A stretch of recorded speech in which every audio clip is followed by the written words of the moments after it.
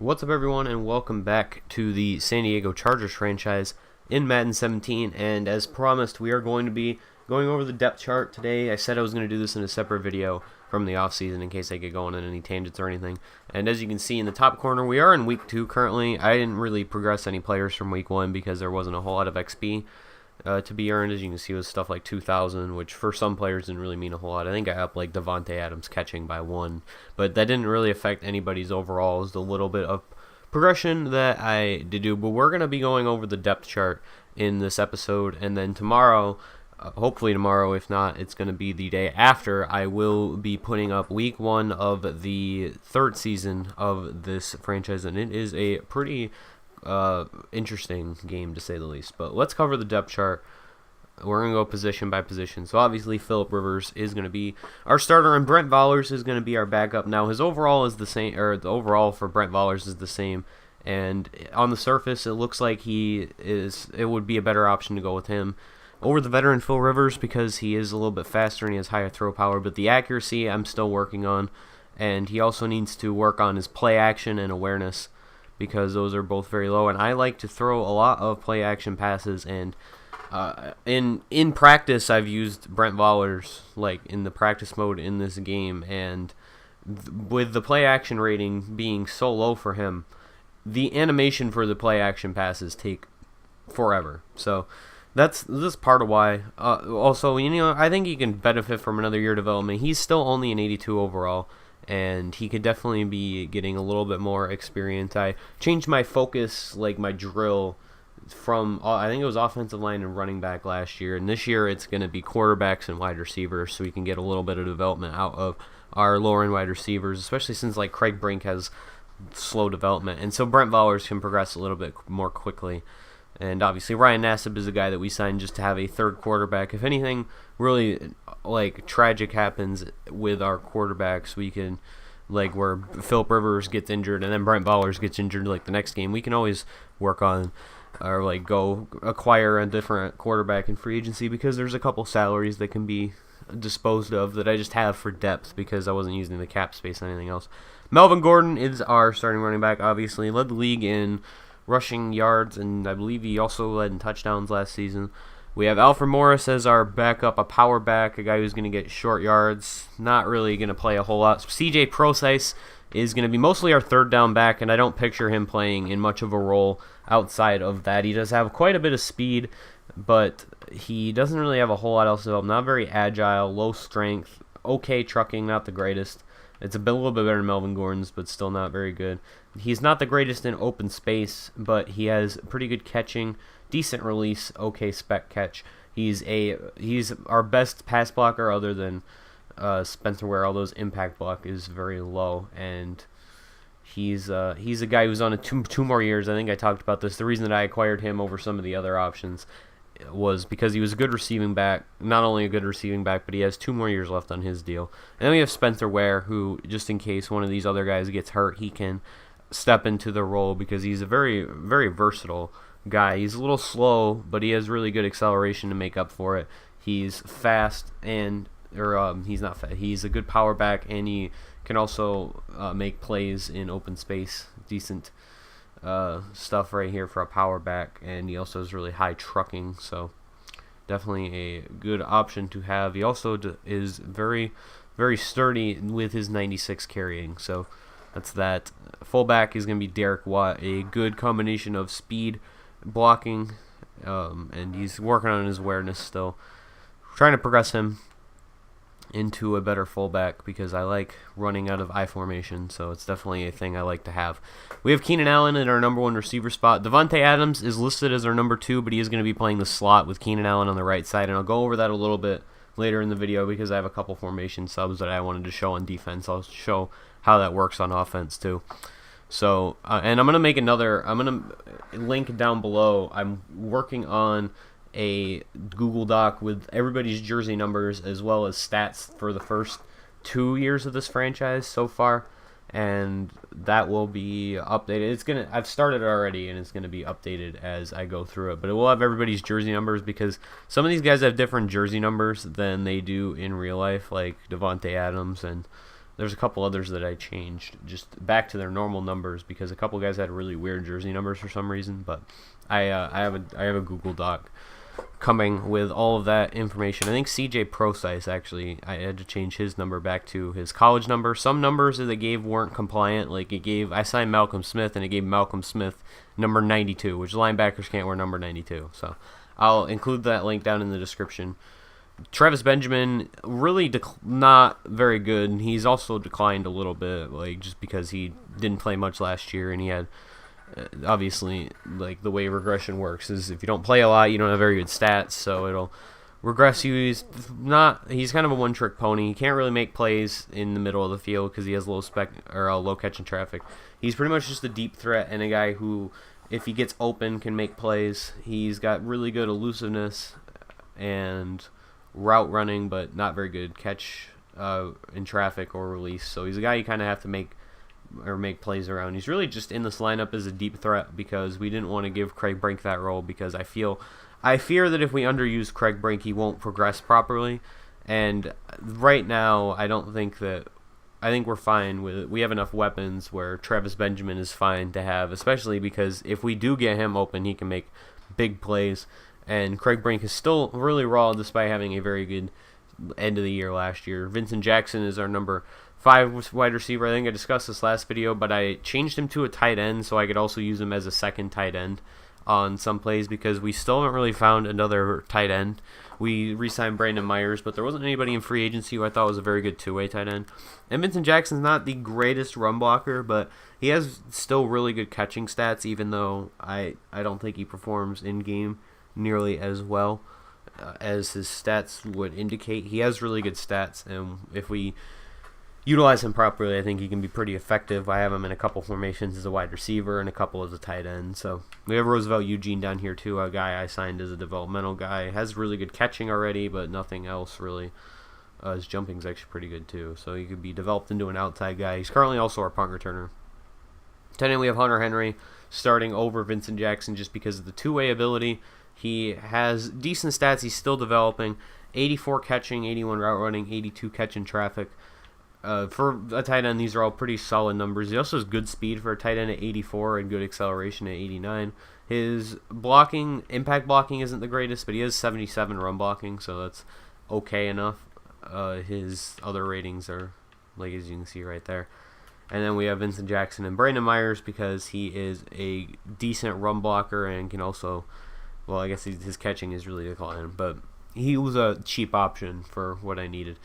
The left tackle, we obviously have Parker Donahue. I went on a tangent about him when I did my last season stats overview roster outlook. He's a stud. He should continue to develop pretty well. Ben Ujulana is the backup, so it's a concern if one of our tackles goes down. We don't have really good depth at that spot. Josh Sitton is starting at left guard still. It regressed a little bit. His pass block is down from 94 to 92, and his run block is down from 86 to 84. So that'll be an interesting situation to watch going into next season, because if his run blocking gets much worse, we're going to have to seriously consider making him a sub player where he only plays on like passing downs. Because I try to run to both sides of the line, but 84 is an acceptable run block, but it's not nearly where it needs to be, I don't think. David Andrews, backup, going to be gone pretty much after this year. I signed Tyler McKay to a 2-year deal, and David Andrews is going to get a little bit too expensive if he gets much better. And Tyler McKay, as you can see, isn't too far off of the backup of the ratings of David Andrews, and for a backup spot, those are decent enough ratings, high 70s. And if somebody gets injured and he has to start, then that might be an issue, but whatever. Eric Lair is our starting center, first-year starter. He was drafted 2 years ago in the 5th round, our first draft that we did. He was our 5th round pick, last pick of the draft. We had to give up, I think, 2 or 3 picks to actually acquire him, and he's going to be starting for us this year, so definitely interested to see how he performs. Evan Boehm is a backup, and he could be pretty solid backup if he does have to step in. A little bit low strength for a center, but everything else checks out as a pretty decent backup. Matt Slauson, he's another guy who is regressing a little bit. His impact blocking and strength both went down by 2. I don't think his pass block or run block were affected, or if they were, I offset them by spending XP. But he just signed a big 2-year extension for, I think, like $15 million. So that's going to be an interesting situation to monitor heading into next offseason.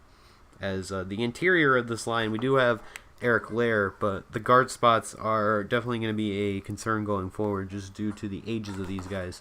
Right tackle, we have Deshaun Snell and Tyler Johnstone. I'm not going to get into these too much more because we're already going over what I like my time goal. Joey Bosa, stud, going to be our starting left end. We switched to a 4-3 defense this year, so he's going to be on the edge now. Vinny Curry is going to be our backup guy, and we have a special nickel package with pass rushers I'm going to go over later on in the video. Melvin Ingram at right end. Corey Liuget, Dominique Bernard are going to be our starting 4-3 D tackles in our base defense, and then we put Russell. We're going to put Russell Newkirk in as one of our defensive tackles in our nickel package, our pass rushing package, because he has really good power moves and decent block shedding. But really, mostly those power moves we want to take advantage of on third downs and long second downs, maybe get a sack, get some pressure, force a bad throw. On Middleton, we have just in here. He has good power moves, but not really a whole lot else at this point. He is still very raw and being developed. He's more of an edge guy, but we have Vinny Curry for that, and we're vying for a Super Bowl, so that's really why I didn't put anything else, or it's really why I didn't put anybody else, or I didn't put Amon Middleton at the edge spot. I don't know what the hell I was trying to say before.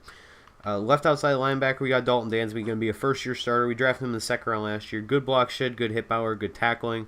Decent awareness, not the greatest, but he's a guy who's only going to play on running downs more than likely. Malcolm Smith is going to be the backup, and JT Thomas. The third is the third stringer, and that's the case for all three linebacker spots. Denzel Perryman in the middle, actually. Oh, Josh Perry is in here as our third string middle linebacker. I did not know that. I do apologize, but Kevin Pierre-Louis is going to be in here really mostly for his speed and decent zone coverage ratings. He is probably more than likely going to be a liability against the run because he has only 66 block shedding. So it's going to be interesting going forward to see if we have to make a change at that spot, maybe put in like a Jarvis Jones or somebody, maybe a Josh Perry, just due solely to the ability to play against the run, or we can just progress him to have a higher block shedding. And then at corner on the outside, we have Jason Verrett and Jonathan Joseph, and in our base defense, Casey Hayward is going to be playing the outside, and in the nickel, he's going to be playing inside in the slot. Antoine Benford is our fourth stringer. He is a fourth-round pick from the first draft. He had a pretty okay season last year when he had to step in after Jason Verrett got hurt. It'll be interesting to see how he develops going forward. And Andre Hall, a guy we just signed, is going to be our fifth stringer. Very good corner. And see if we can make good use out of him in the future. Clint Dix is our starting safety. It is his first year with the Chargers after spending his first 4 years of his career with the Green Bay Packers, along with teammate Davante Adams, and also former Green Bay Packer Josh Sitton is on our team. Terrence Mitchell is the backup safety at both spots, and David Mooney is the third stringer at the other spot as well. And then we have Dondre McKee developing at this other spot. He is still a little raw, and I'm not 100% confident in his ability to maintain this spot going forward, just because he has very weak play rec and awareness, and his zone coverage isn't the greatest, but he is better than Terrence Mitchell right now in a lot of important stats. He's much faster, not as agile, or well, he's actually not much faster, but he's a couple ticks faster, more strength, almost the same amount of play rec. Actually, I didn't realize Terrence Mitchell's was that low. Better zone, better catching, better tackling, better hit power, much better hit power. Decent pursuit, a little bit better, much better block shedding, so he can play the run decently as well. Better jumping, and decent. These stats don't really matter very much, but as you can see, he has a lot of very important ratings that are already better than Terrence Mitchell's are. And then kicker Greg Zuerlein. Punter Kirby Pritchett. I don't know if we talked about this in the last episode, but I was originally going to spend a 7th round pick on this guy, and then I said if he goes undrafted, I'll pick him up. If not, I will find a different punter. But this guy went undrafted, and I believe the Bills picked up Drew Kaiser. Yeah, the Bills picked up Drew Kaiser. So that is where he is. I don't know where any of our other, I don't know what other really big free agents we had. Oh, Atachu. I should talk about Atachu really quick because I know exactly where he went. He went to the New York Jets. And this is interesting because he is already their best left outside linebacker. But they also had Jordan Jenkins at that spot. So it's going to be an interesting situation to monitor going forward. And this team, for a team that was a playoff team last year, really doesn't have that great of a team overall. But let's go back. We'll talk about. Actually, I think we're done with. I think we're done with our own team's depth chart. So I'll talk briefly about the formation subs that I have, and then I'm gonna get going because this video went a little bit longer than I wanted to because I rambled and went on a tangent a little bit too much about our offense, our offensive players. So this is our 4-3 defense. This is the way it looks. We have Jason Verrett, HaHa Clinton Dix, Dondre McKee, Casey Hayward, Melvin Ingram, Corey Liuget, Dominique Bernard, Joey Bosa, Kevin Pierre-Louis, Denzel Perryman, and Dalton Dansby. So that's what our base defense looks like. It's, I think, relatively the same for all of these. Maybe, like, obviously these formations look a little bit different, but it's the same personnel grouping. I don't really use 46 defense very much. I use it once in a while, like on very short yardage situations. But I left double A gap. I think I left it normal because I don't use this very much. Yeah, I don't use this in game, and as far as I know, these formation subs don't affect in game, like in the simulation. They only affect in game. That's what I meant to say. But here's our nickel defense. So Jason Verrett, Ka, Clinton Dix, Dondre McKee, Antoine Benford. Why is Antoine Benford out there? That is not what I wanted. I don't think. I guess Jonathan Joseph just missed an entire. I must have done these before I acquired Jonathan Joseph. So Jonathan Joseph, I just played an entire game and he didn't play at all. So that was totally my fault. We got Melvin Ingram, Russell Newkirk playing inside. I talked about that already. We have Joey Bosa swinging inside to defensive tackle. And I thought long and hard about having Dominique Bernard in instead of Russell Newkirk's spot. But I play in base quite a bit, even against 3 receivers sometimes if it's a short yardage situation. So I feel that those guys are going to get their playing time. And Dominique Bernard is definitely much better against the, maybe not much better against the run than Newkirk, but he's much better against the run than as a pass rusher. Bernard's a very versatile defensive tackle. He's good against both, but he is significantly better against the run because he has higher tackling and higher block shedding than Newkirk, and higher block shedding and tackling in general than his power moves. And then we got Joey Bosa, versatile guy, not the greatest strength in the world, but he can get to the passer with both power moves and finesse moves, and he has really good block shedding. So if they decide to pull, or not really good, but good enough block shedding that if the other team decides they're gonna run it on 3rd down and 15, he can still try and make a play against the run. And then we got Vinny Curry, who we just signed, versatile pass rusher. And next year, if I decide to do the same thing, I might decide to just play the normal defensive lineman if we progress our guys well enough. I will probably put who's his face? Amon Middleton in this spot as the backup, or like the backup edge rusher who we put in on 3rd down. And I think our linebackers are the same. We got Kevin Pierre-Louis and Denzel Perryman. And I'll show you guys offense really quickly. I play mostly out of shotgun, so I'll just show that. I play a little bit out of pistol and some out of single back. And I form when I'm running. But this is just set up as like a run formation. We got Keenan Allen over there, but we got Vincent Jackson over here because he doesn't have the greatest run blocking, but he's not like a tight end. I guess he's listed as a tight end now, but he's had a long career as a receiver, and he's mostly a receiving tight end, so it can throw people, like throw off the other team when they see that Vincent Jackson's in there. And maybe they'll think, I don't know. There wasn't really a reason for it other than he had the 2nd highest run blocking, and he could be a receiver if we're stuck in this formation and have to pass because he has decent ratings. Hunter Henry on the line right there. This is our normal. I think this is our normal offensive line. Yeah, I don't think I changed anything with Philip Rivers, Melvin Gordon, and then sometimes I'll sub in Alfred Morris here because they have ISO, and I'll run ISO a lot in short yardage situations or. Like anything, I'll use Alfred Morris. Sometimes I'll use like a couple of times last game or in practice, like because I did practice well with some of these guys. I use Procise, and there's a couple good plays for him in this formation.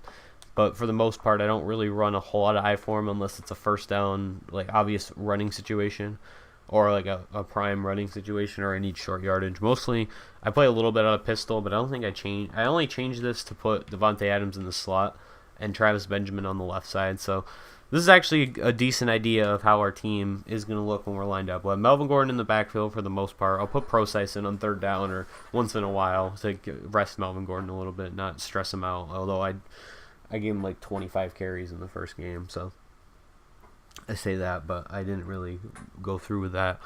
We got Devontae Adams is going to be our slot guy, and really the point of these guys is the point of having these guys set up the way they are is Travis Benjamin can be a deep threat on the left side, because in this game a lot of the routes that the left side receiver runs, because the way this game's programmed this year, the left side receiver is usually the #1 receiver on your depth chart. A lot of them will be down the field plays, so I have him over here because they'll run like a deep post or something, and he doesn't have the greatest route running or catching, but if he can get wide open down the field, he has really good speed and decent catching when he is very open. He has okay route running, I guess. Keenan Allen, the right side receiver, usually runs a lot of short routes, and then the slot guy runs a lot of slants and stuff that's over the middle and things where his 86 catch and traffic can be utilized. Now obviously Keenan Allen has a higher catch and traffic, but that's just because he's a better receiver as a whole. He's one of the best players in the league at this point in this franchise, but we're going to have Devontae Adams, and you're trying to take advantage of him getting open and making tough, or maybe not even getting open, making tough catches over the middle of the field. And then Keenan Allen will have as a guy who's going to run a lot of short routes, because he doesn't have the greatest speed. It's only 2 lower than Travis Benjamin, but it is noticeable in game. And Devontae Adams has even less speed. I think he has only 87, which is why I played him in the slot. I usually like to have the type of slot receivers I usually like to have. They're maybe a little bit slower. Like this, Devontae Adams only has 87 speed, but he has good acceleration and quickness, decent, like pretty good catch in traffic, good spec catch. His jumping's 92, which I didn't even notice, but they have really good release too. And Devontae Adams is superstar development, so we can keep molding him. It's almost like we got a draft pick, but it costs a little bit more because he's already really good. He's still relatively young, and he has superstar development. And I use my developmental drills every week on wide receivers. So he's a guy who's going to be slowly turn into a beast for us. And then, yeah, I said Keenan Allen already. So that's going to do it for this video. Ran a little bit longer than I would have liked it to, but oh well. It was nice to go over the depth chart and everything so you guys are fully aware. And imagine if I had done this in the last video, it would have been an hour long on top of the off season that I already did. But anyway, that's going to do it for me. Thank you guys for watching. Hope you enjoyed, and we'll see you next time for more Chargers franchise in Madden 17.